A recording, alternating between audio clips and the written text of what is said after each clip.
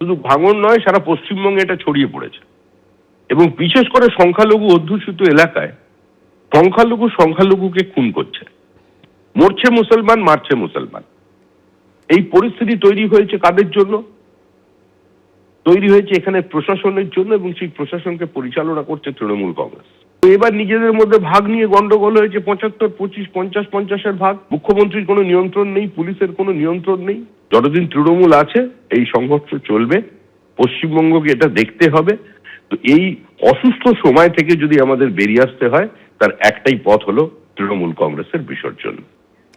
তৃণমূল কংগ্রেস মুখপাত্র অরূপ চক্রবর্তী আমাদের সঙ্গে এই মুহূর্তে টেলিফোন লাইনে রয়েছেন। অরূপ দা, আমরা বারুইপুরের সভা থেকে অভিষেক বন্দ্যোপাধ্যায়কে বার্তা দিতে দেখেছি, একেবারে ভাঙর যে জিততে হবে সেটা তিনি স্পষ্ট করে দিয়েছেন, এবং তিনি এও বলেছেন মানুষের পাশে থাকতে হবে।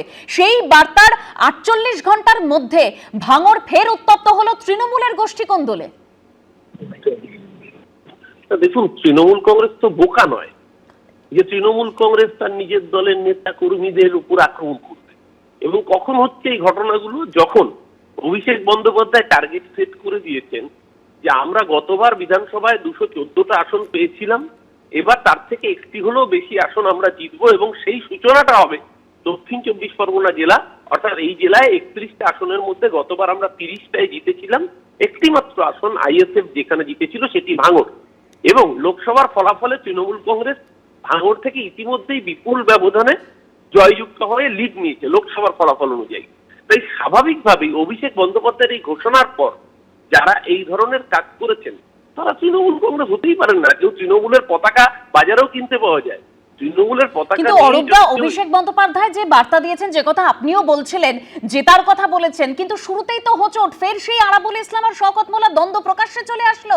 একেবারে আরাবুল ইসলামের ছেলে হাকিমুল ইসলাম তিনি বলছেন যে শওকত মোল্লার অনুগামীরা এইভাবে হামলা চালিয়েছে। না, একেবারেই এই ঘটনা যেটা ঘটেছে সেটার পিছনে ইতিমধ্যেই পুলিশ তদন্ত শুরু করেছে। কে বা কারা এর পিছনে জড়িত, এর পেছনে আইএসএফ এর ইন্ধন আছে পরিষ্কারভাবে। তৃণমূলের পতাকা বাজারে কিনতেও পাওয়া যায়, কারণ এর ফলে ডাইরেক্ট বেনিফিশিয়ারি হচ্ছে আইএসএফ।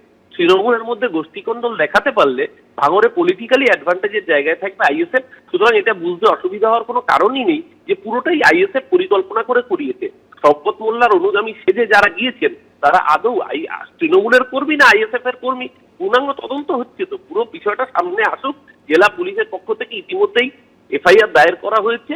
সমস্ত ভিডিও ফুটেজ যা যা এসছে সমস্ত ভিডিও ফুটেজ খতিয়ে দেখে আমি নিশ্চিত এর পিছনে আইএসএফ এর মদত রয়েছে। কারণ আইএসএফ জানে যে যদি তৃণমূল ঐক্যবদ্ধভাবে এই নির্বাচনে লড়ে ভাঙড় থেকে আইএসএফ মুছে যাবে। তাই আইএসএফ নিজের অস্তিত্ব বাঁচানোর লড়াইয়ের জন্য এই কাজ করেছে কিনা সেই দিকেও তদন্তের আওতায় আনা উচিত। ধন্যবাদ অরূপদা।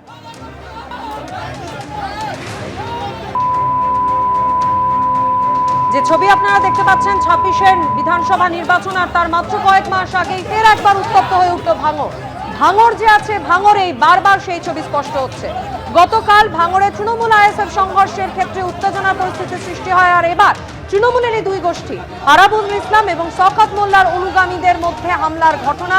হাকিমুল ইসলাম, আরাবুল ইসলামের ছেলে, তার গাড়িতে হামলার অভিযোগকে কেন্দ্র করে পরিস্থিতি এভাবেই রণক্ষেত্রের চেহারা নেয়।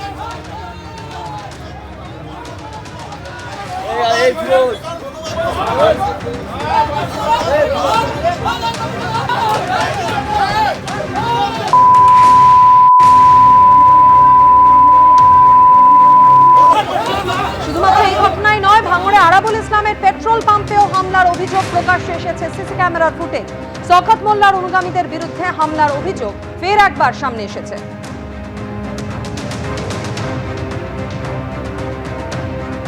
হাকিমুল ইসলাম আরাবুল ইসলামের ছেলে, তিনি সেই সময় পেট্রোল পাম্পে উপস্থিত ছিলেন। তার উপস্থিতিতেই কয়েকজন ব্যক্তি, দেখতেই পাচ্ছেন সিসি ক্যামেরা ফুটেজ, পেট্রোল পাম্পের ভিতরে ঢুকে আঙুল উঁচিয়ে হুঁশিয়ারি দিচ্ছেন তারা।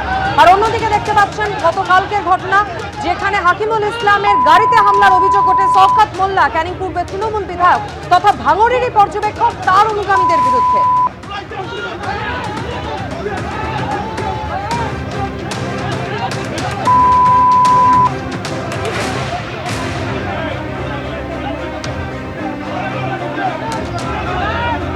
গত বছর বারবার আরাবুল ইসলাম আর শওকত মোল্লার দ্বন্দ্ব সামনে আসে, তৃণমূল শীর্ষ নেতৃত্বকে পর্যন্ত হস্তক্ষেপ করতে হয়েছিল।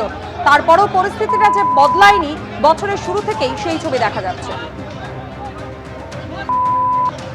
নোংরামি হচ্ছে, নোংরামি আমরা অতিথির উপরে একটা আক্রমণ করার চেষ্টা করা হয়েছিল কালকে, সেই নিয়ে মোটামুটি আমরা এসেছিলাম একটা কথা বলতে, চা খেতে এসেছিলাম, সেই নিয়ে মোটামুটি যে নোংরামিগুলো শওকত মোল্লার নেতৃত্বে এই যারা করছে এগুলো মেনে নেওয়া যায় না। মানে কি জন্য এসে আসা হয়েছিল?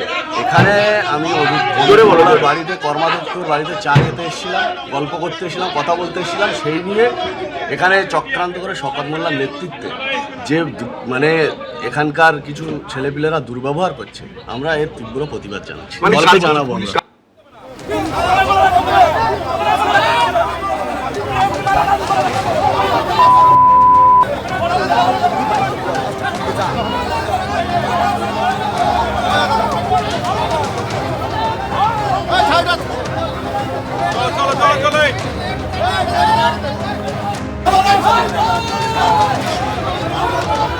এবিপি আনন্দ, এগিয়ে থাকে, এগিয়ে রাখে।